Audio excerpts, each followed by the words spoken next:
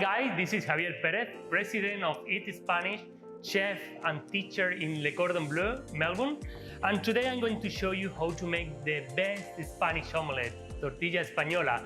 And for the best result, you need the best ingredients. To find the best ingredients for today's dish, this morning I went to Melbourne's best location for high quality fresh food and advice, South Melbourne Market. When it came to potatoes, there are not better place than Georgie Harvest, the site of Australia's only specialist potato store for over 150 years. Georgie was kind enough to share her vast and passionate knowledge of potato with us in order to assist with the key ingredients for this dish. Hi Georgie, and thank you for having us here. So, I need to do the best Spanish omelette, the best tortilla de patata in the world. Okay. So I know that you are a potato expert, and so I need some help. They are so different that the potato that we have in Spain, different names, different varieties, and so I think you are the best to go. I will, but you know, if I tell you now, other people will find out, and you might not win. Okay, let's see. Yeah, so maybe you don't want to tell anyone. Okay, that's gonna be a secret between our secret. All right. So first, we're just going to talk about like the features of potatoes and why I recommend what I do recommend. So we're starting with the Sebago. It's a very Australian potato. If you walk into most fish and chip shops, this is what you're going to make your potato cake out of. It is a very, very white fleshed potato. See, beautiful white flesh, fast growing. I don't know if you can notice, but it's also quite watery. So nice. And also if you see it inside, it's quite a faint potato. So it's almost a little bit more translucent than other potatoes. So this is the Sebago. Then we move on to a russet Burbank. A russet Burbank has been bred its whole life for making chips. And you can't see it, like up close you can, but from a camera you couldn't. It's not as translucent as the other one, but this was bred for its whole life for making chips. And I know we're not talking potato bravas, but this is the best potato bravas chip you're ever going to use. I went to a Spanish restaurant once and I ate them and I said, oh, wrong potato. And so I took them some russet Burbanks. Sometimes we have like this soggy potato and we want like nice and crispy, fluffy and airy potato. It's this one. And the chefs were so excited they brought me potato bravas for lunch the next day and said, this is the one. So that's a russet Burbank. We'll go on. So then we have the Virginia Rose, which is a really, really lovely potato. But we're starting to go into that slightly more waxy land. So we're starting really floury and then going a little bit more waxy. It's a very fluffy yellow flesh potato. It's turning like more yellow. More yellow, but it's still fluffy enough to mash. Okay. So we'll still make a really, really nice one. Then we have the King Edward, which is an English variety.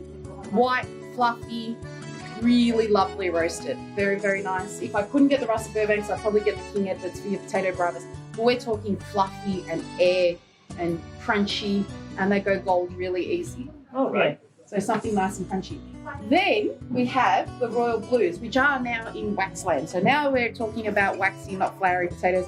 Even as I cut it, it's a lot firmer. So it's really yellow. You can see there's a bigger ring around it. Like the depth there is a lot big. It's a lovely, waxy, yellow, strong potato. All right. Then we have the Nicola, but we are going to come back to the Nicola. Then we have the Dutch creams. One of the waxier potatoes that I stock and see, super yellow, denser in colour, less watery. They're really, really a firm potato, sweeter and nuttier than your average potato. What are you using for example, like a curry, a stew, something to hold its shape. To hold the shape. Anything that's going to hold the shape. A potato salad, something that you have to cook many, many different times in different ways. It works really well and it is the sweetest. And it's very, very flavorful potato. If you did roast it, you would have to pre-boil it and rough it up. And going back to the potato bravas, if you were going to use Dutch creams, you'd have them pre-boiled till they're cooked. And then just fry and then fry them again. But you'd have them completely cooked and you'd have to fluff them up yourself on the outside. Just to have the breaking crunchiness on the because they won't do that. Okay. And then you've got a kifla potato, which is a fingerling potato, which I think is the waxiest of all the potatoes.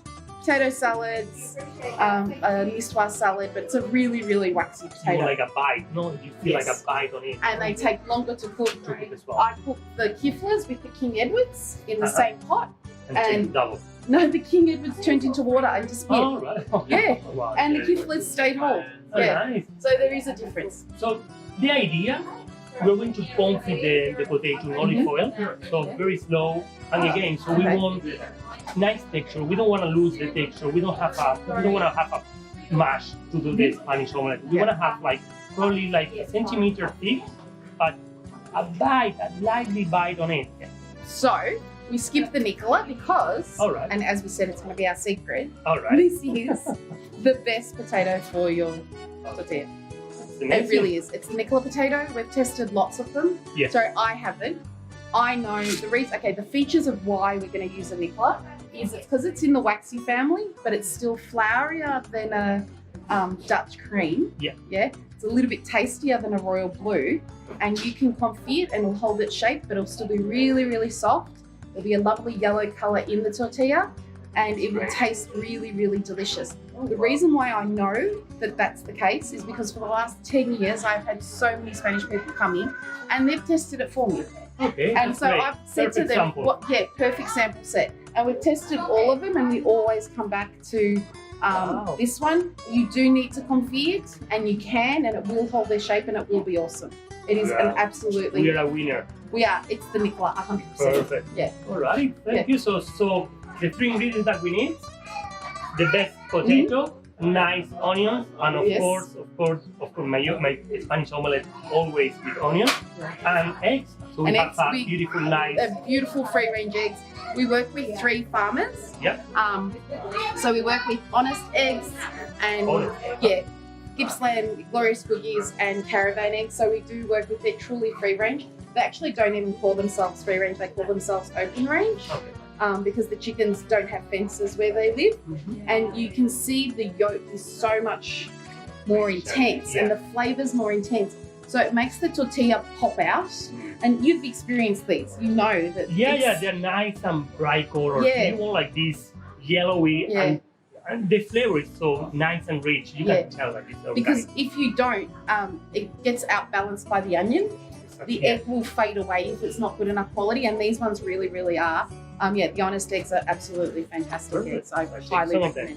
Yeah, Thank and you the very much. Nicolas. Thank you very much. So I think we have the best Spanish omelette. We have the best one. Okay. Thank you. Thank you very much. No worries. Bye-bye. After this masterclass, we now know the ideal ingredients to use for this dish.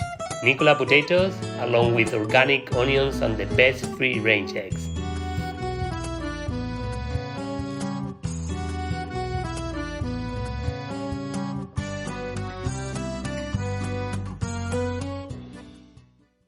To start the recipe, you need to prepare the onion by cutting in fine julienne.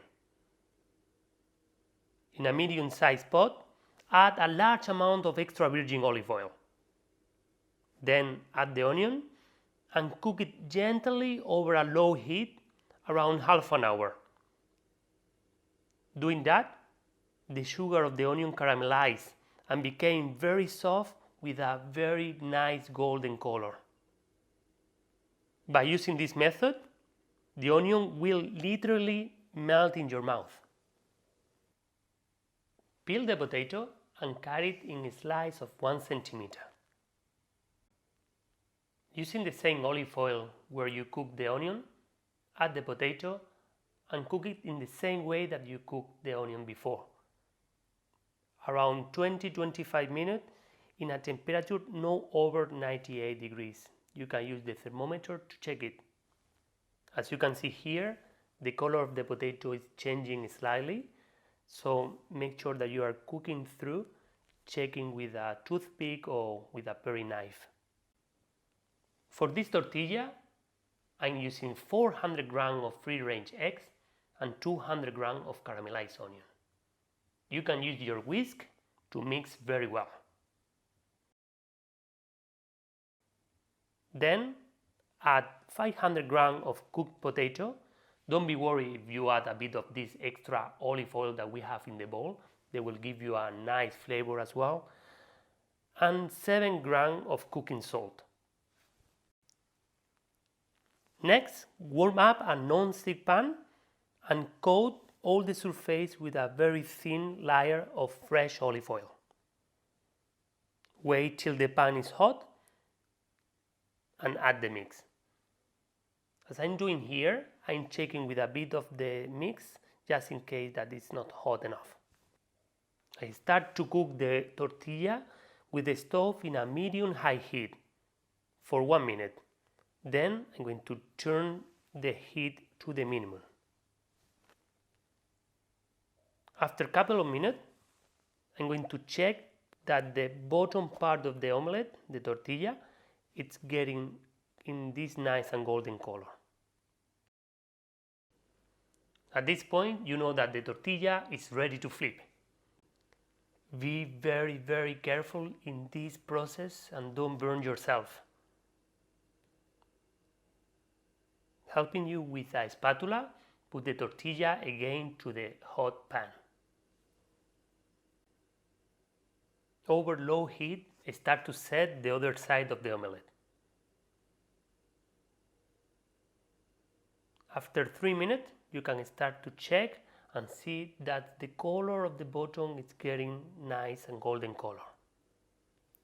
Time again to flip again the omelette. With a spatula, you can help you and make a nice and round shape. And now it's time to flip again. Make sure that you are using a clean plate to do that.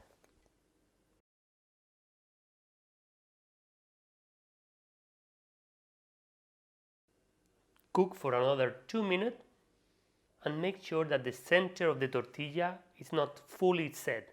We want like lightly running in the middle.